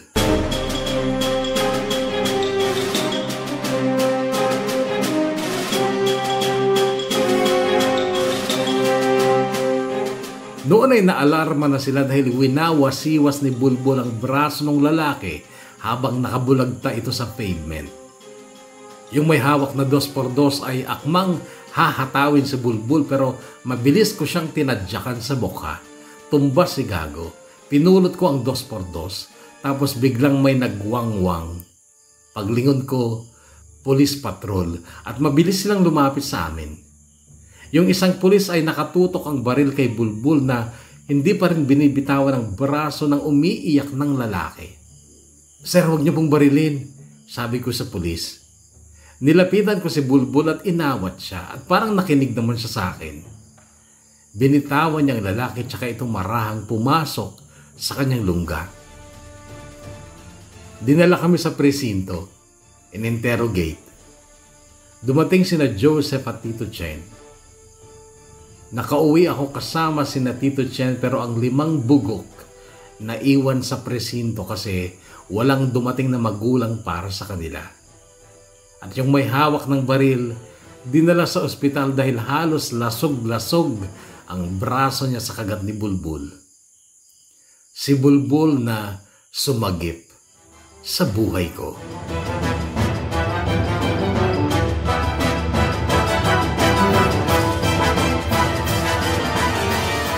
Kinausap ko si Joseph. Sabi ko kunin namin si Bulbul. Alagaan namin sa bahay nila. Kaya lang kahit anong strategy ang gawin namin ni Joseph ay ayaw sumama sa amin ni Bulbul. Parang mayroon siyang hindi maiwan-iwan sa kanyang lungga. Hinayaan na lang namin siya doon at kapag may pagkakataon ay dinadalhan ko na lang siya ng pagkain.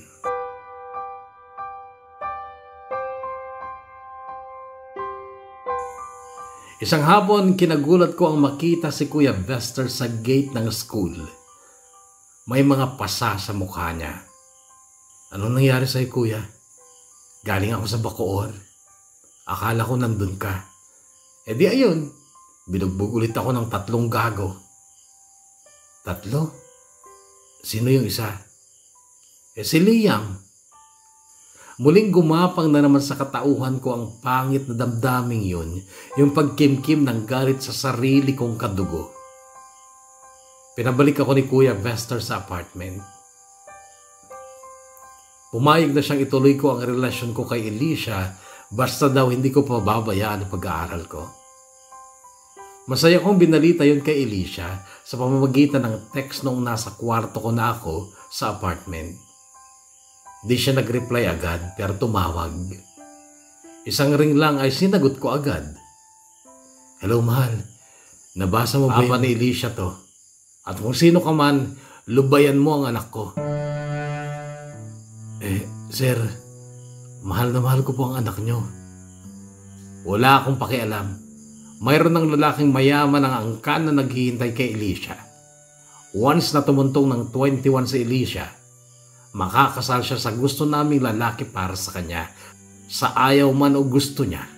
Kaya ikaw, lubayan mo ang anak namin.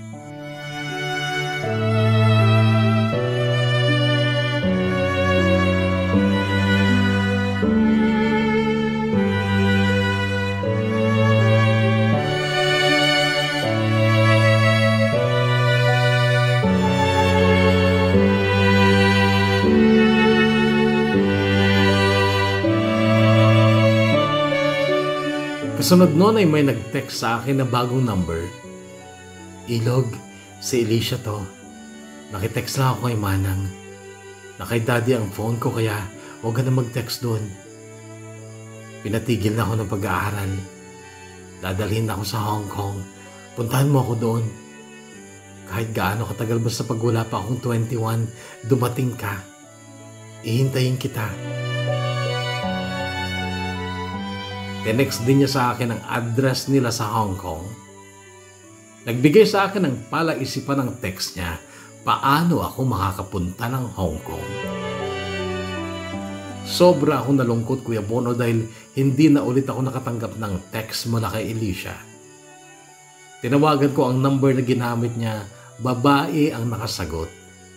Katulong daw siya doon at ang sabi niya, wala na daw si Alicia doon.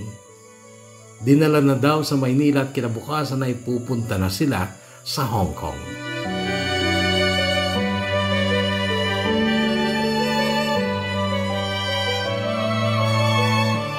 Masama ang loob ko nun, Kuya Bono, may gigil na gusto kong ilabas kina Papa, kay Kuya Liam at kay Ate Julia nung umagang yun ng linggo matapos mabalitaan ni Kuya Vester na may sakit si Mama. Kaya kami nagpunta ng Bacoor para dalawin si Mama, pero sa tarangkahan pa lang ay sinalubong na kami ni Ate Julia at Kuya Liam. Tangina, nandito na naman kayo. Di kayo marunong madala, no? Lalo na ikaw, bakla. Pabalasubas na sabi ni Kuya Liam kay Kuya Vester. Ako ang sumagot. Dadalawin lang namin si Mama, kaya paraanin niyo kami. Sabi ko, pero nakita kong lumabas si Papa mula sa pinto ng bahay at ang sabi niya ng pasigaw, bugbugin niyo yung mga yan. Parang asong turuan si Kuya Liam na agad tumalima sa utos ni Papa. Sabay sila na Ate Julia na humakbang palapit sa amin, pero hinawi ko papunta sa likod ko si Kuya Vester. Manood ka na lang. Sabi ko, tsaka ako nakipagsapakan sa mga kapatid ko at hindi man lang sila nagtagal ng 1 minuto, tumba silang dalawa. Pero nakita kong pasugod si Papa at may dalang itak. Hinila na ako ni Kuya Vester. Di mo na kaya yan, Ilo, gali ka na.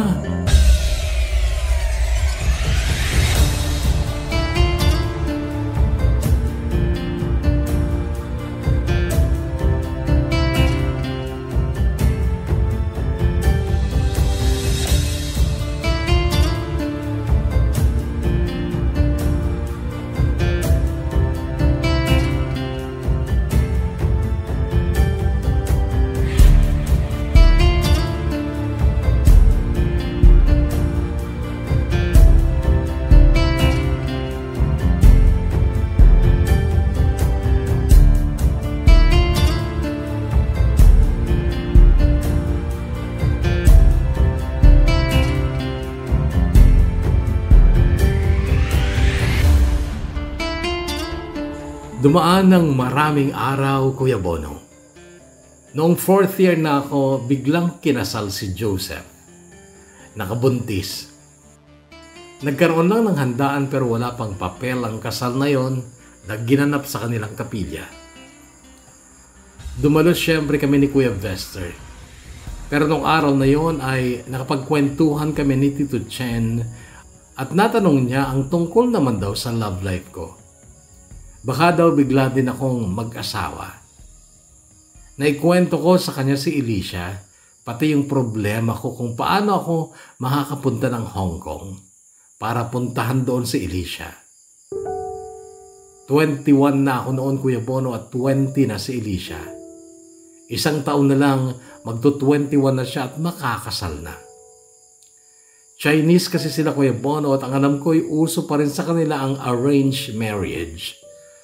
Yung iba nga, kamag-anak pa ang pinapakasalan. Mag-graduate ka, River, at tutulungan kita makakuha ng trabaho sa Hong Kong. Sabi ni Tito Chen noon, Kuya Bono, at iyon ay nagkatotoo. Kaya sa ngayon ay nandito po ako sa Hong Kong.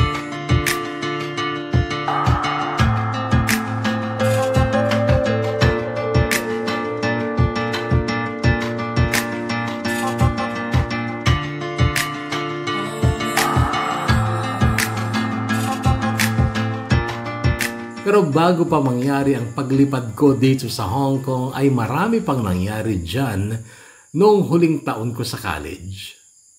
Una ay nakilala ko si Maya. Isang tanghali yon ng linggo at pinuntahan ko si Bulbul para bigyan siya ng pagkain. Nadatnan ko si Maya doon at may kasama siyang binatilyo. Kausap ni Maya si Bulbul at parang excited na excited si Bulbul, pero nung makita niya ako ay masaya din siyang lumapit sa akin, kaya't ibinigay ko sa kanya ang dala kong hotdog and steak. Kinakain na ni Bulbul ang hotdog noong mapatingin ako sa maamong mukha ni Maya. "Hi," bati ko. "Hi," ganti niya. "Parang magkakilala kayo ni Harry sabi niya. "Harry? So Harry pala ang pangalan nitong aso?" Oo, friends kami. Actually, niligtas niya ang buhay ko kaya lagi ko siyang dinadala ng pagkain dito." "Talaga? Wow, hero ka pala, Harry sabi niya sabay haplos sa ulo ni Bulbul na Harry pala ang totoong pangalan. "Harry ba na parang Harry Potter?" Tanong ko, natawa siya. "Harry naman yun. Harry, ibig sabihin mabalbon, mabuhok." Ako naman ang napatawa, Kuya Bono, kasi na-realize ko na hindi naman pala nagkakalayo sa ibinigay kong pangalan na Bulbul sa totoong pangalan niyang Harry na mabuhok.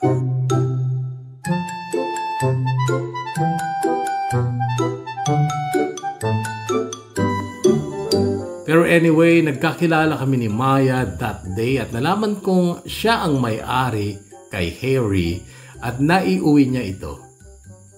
Nawala daw niya ito noon pang pista a year ago, doon mismo sa lugar na yon. At parang doon siya hinintay ni Harry. Until that day, after 1 year, ay nahanap nila ito. So na-reunite nga si Harry sa totoo niyang owner. So they lived happily ever after.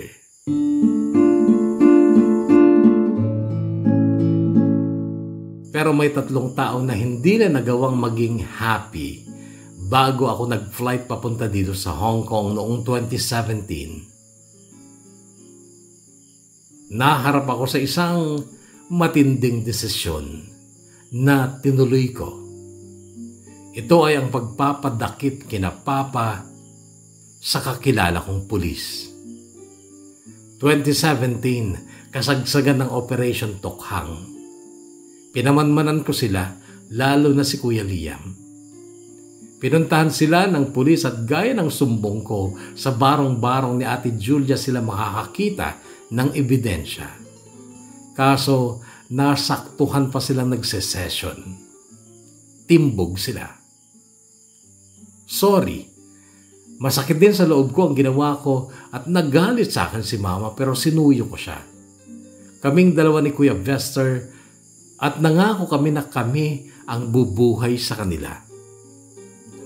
Umalis si Kuya Vester ng Dasma at sa Bacoor nagtayo ng parlor kasi siya ang tumayong bagong pinuno ng Hollywood Compound.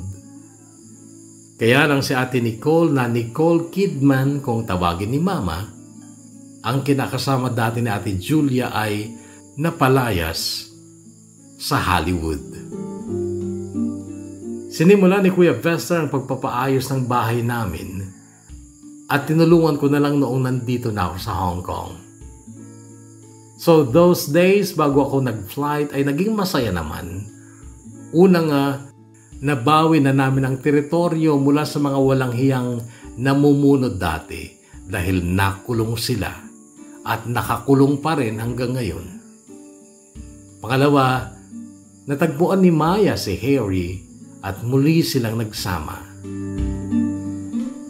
Pero sana all natagpuan at nakasamang muli. Ako kasi, hindi ko na natagpuan si Alicia at lalong hindi ko na siya nakasama ulit.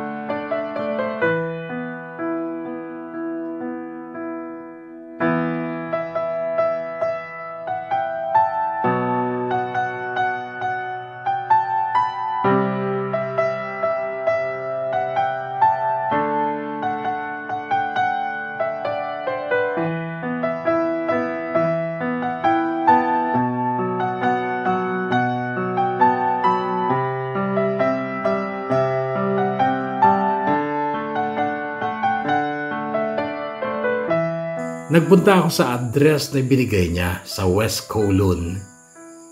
Nung unang day of course sa trabahong binigay ng kaibigan ni Tito Chen. Trabaho na kailangang magsuot ng kurbata araw-araw. Security guard. Iba na ang nakatira sa condo unit na yon na binigay ni Alicia sa akin at hindi nila kilala si Alicia. Nabili daw nila yon 8 months ago. So hinanap ko si Alicia sa Facebook. Lahat ng Alicia inisa-isa ko hanggang sa makita ko ang litrato niya. Pero iba na ang apelido niya. Then, tiningnan ko ang mga pictures niya at nalaman kong nag-asawa na siya ng isang German. At nasa Germany na sila. Chinat ko. After 3 days nag-reply siya. Kumustahan lang kami hanggang sa nag-video call siya at ipinakita niya sa akin ang isang batang lalaking tansya ko'y nasa 2 taong gulang mahigit.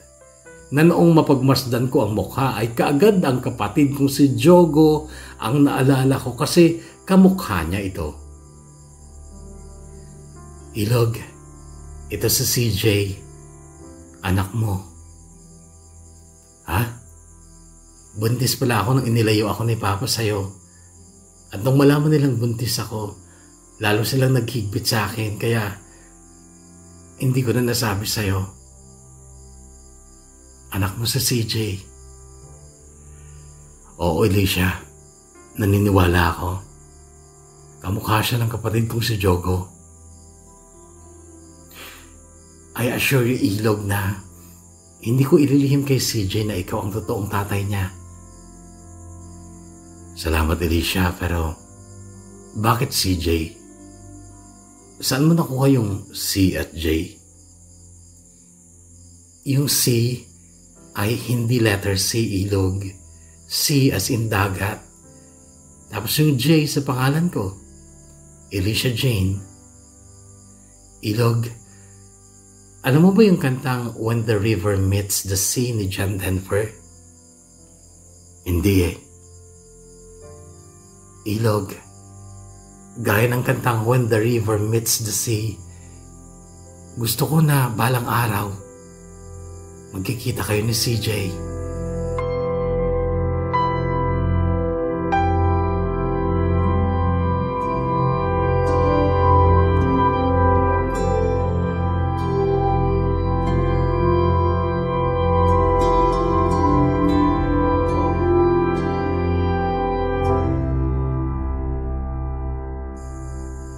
Kinailangan kong tanggapin, Kuya Bono, na hindi na kami pwede ng aking first love na si Alicia. Kasal na siya at napakalayo niya. Pero masaya ako sa nalaman kong may anak kami.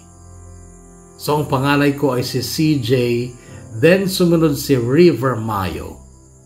Well, hindi yun galing sa bandang River Maya, kundi galing sa pangalan kong River at sa pangalan ng kanilang ina na si Maya, River Mayo.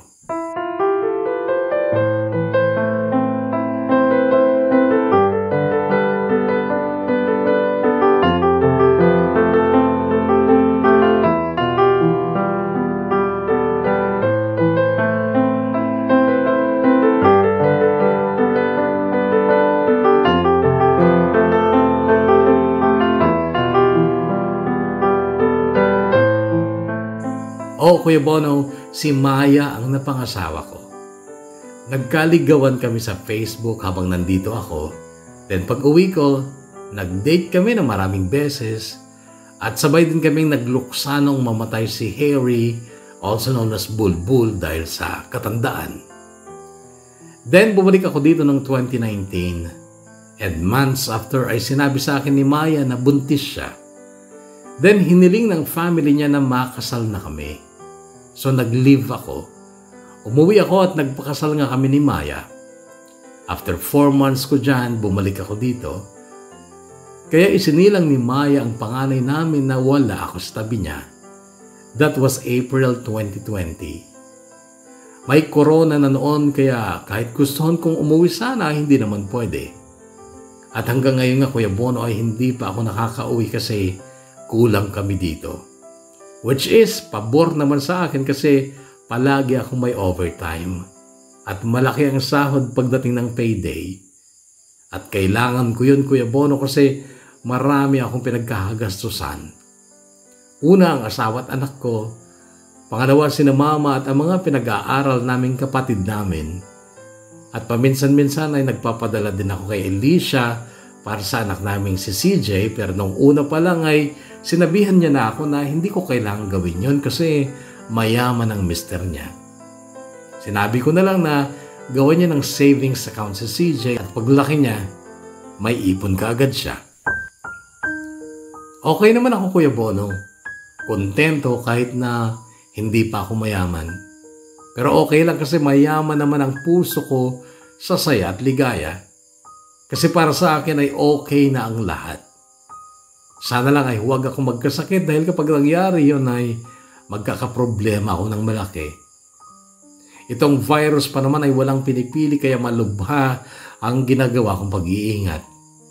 At sana kayo ding lahat kahugot ay mag-ingat. Sina Joseph nga pala at Tita Riza, nagka-COVID pero mabuti na lang at gumaling naman agad sila sa awa ng Diyos. 3 na ang anak ni Joseph, inaanak ko yung panganay. Sina Papa, Kuya Liam at Ate Julia, naghihimas pa rin ng rehas. Pero bumait na sila ngayon ayon kay Mama. Humingi nga daw sila ng tawad sa amin ni Kuya Vester. Pag-uwi ko, dadalawin ko rin sila para harapan kaming makapagpatawaran. Hanggang dito na lang Kuya Bono at sana po ay mabasa mo rin ang kwento kong ito. Adik kami sa programa mo Kuya Bono. Ako, si Mael at si Jonas na mga kasama kong Pinoy Jaguar dito sa Hong Kong. Si Mael nga pala Kuya Bono gusto ring sumulat sa'yo. Hintayin mo na lang ang kanyang kwento. Muli, maraming salamat. Lubos na gumagalang, River.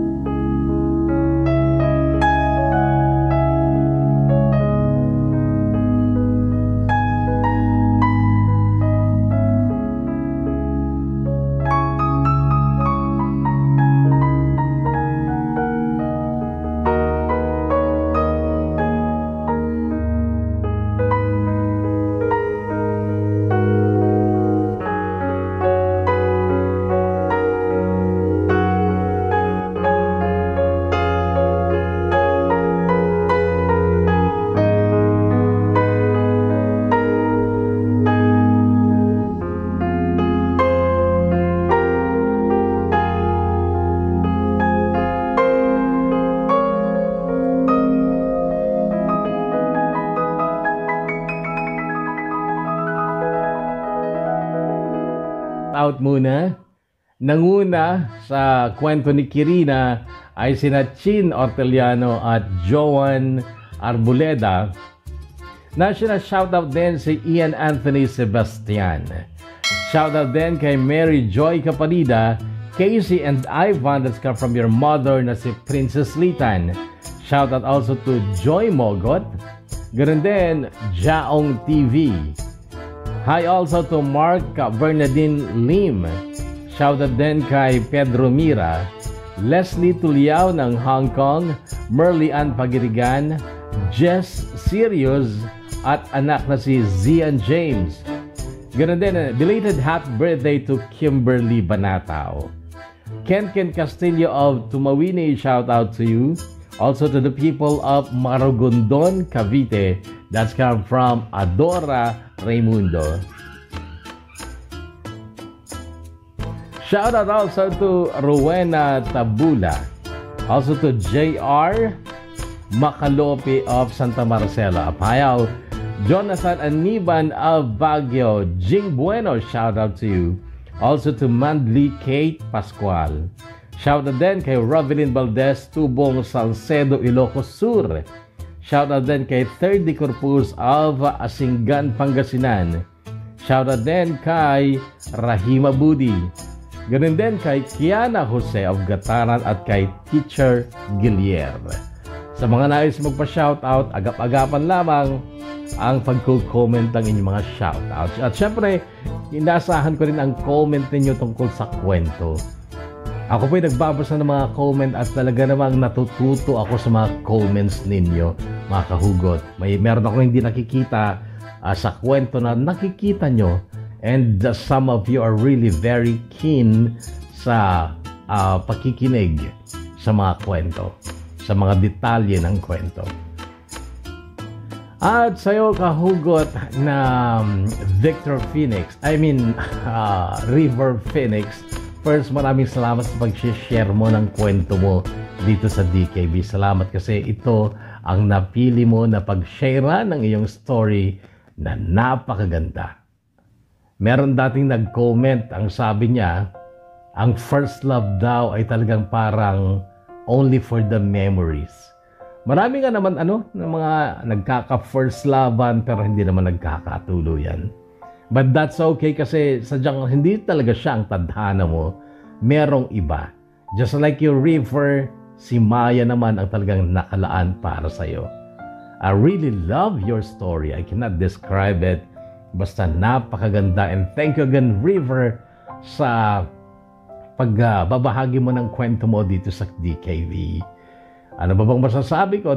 Siyempre, tama, mag-ingat ka na lang palagi. At stay safe, stay healthy upang sa ganoon ay hindi maparam o kaya ay madelay ang iyong padala sa mga taong nangangailangan sa iyo. Saludo ako sa iyo at saka sa Kuya Vester mo sapagkat kayo ngayon ang bumubuhay sa mama nyo at sa mga kapatid nyo mga nakababata sa inyo. Alam mo yung pagkakabawi nyo, sabi mo ng inyong teritoryo ay parang pagkakabawi ng mga Taliban sa Afghanistan, hindi ba? Ako, personally, ay hindi ako galit sa mga Taliban kasi alam ko meron silang pangarap para sa Afghanistan. Meron silang gagawin na maganda para sa kanilang mamamayan. Kaya hindi naman lahat ng mga tao talaga sa Afghanistan ay against sa Taliban. I believe meron silang gagawing maganda para sa kanilang bansa. Kagaya ng ginawa ninyo ni Kuya Vester mo sa inyong teritoryo, ang Hollywood Compound. Kayo ang nagpabago sapagkat napatalsik nyo ang mga dating namumunan nito na puro gago. And they deserve to be jailed talaga. Meron akong gigil sa kanila pero ang gigil ay pansamantala lang naman at tamang-tama talaga. And you will be blessed more. Kahugot na River sapagkat handa na rin ang pusong magpatawad. Kaya sasabi mo pag uwi mo, ay dadalawin mo sila upang sa ganun ay harapan kayo makapagpatawaran. Yan ay napakabuti. Congratulations and good luck. God bless you more, River. At sa inyo din lahat, mga kahugot na muling nag-antabay at naglaan ng oras para sa ating programa. Maraming salamat. Stay healthy, kahugot, stay safe, and God bless us all.